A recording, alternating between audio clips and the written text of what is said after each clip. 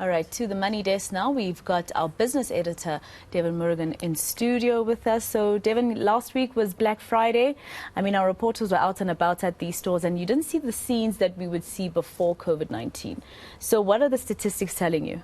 Yeah, it's going to take some time to really find out what the big numbers really are in terms of sales and so forth. Remember, much of the Black Friday sales are still continuing today, be it Cyber Monday. Listen, do you know what an air fryer is?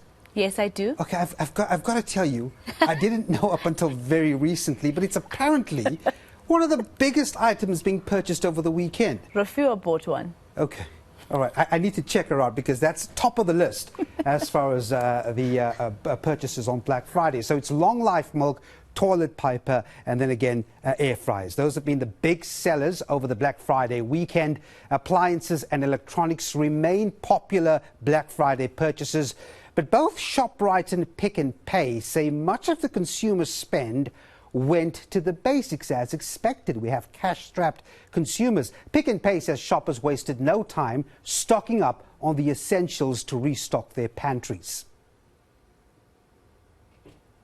I think we've seen a massive shift in customer demand to online post-lockdown already, right? And that meant this was our biggest Black Friday ever, where we saw sales more than double in terms of volumes over last year.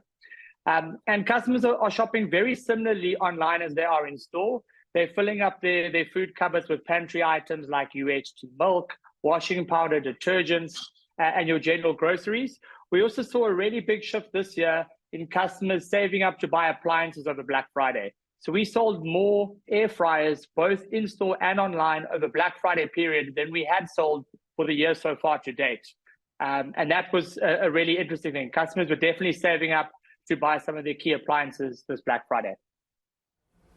All right, also over the weekend, we had another ratings review. Analysts say South Africa has to secure more favourable reviews from rating agencies if it wishes to bring down its debt.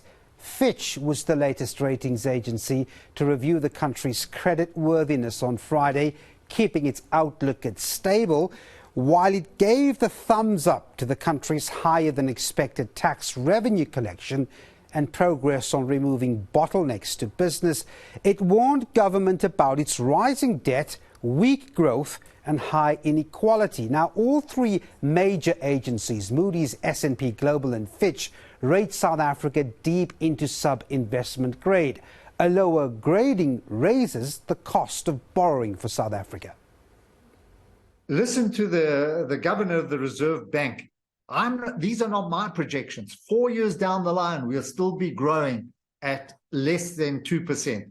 I'm being generous by using 2%. It's going to be 1.5, 1.6, 1.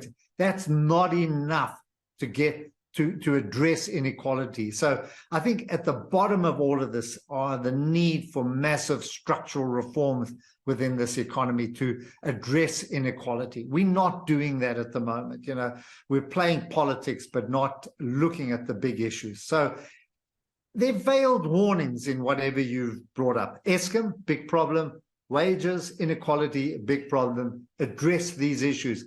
Get the economy growing.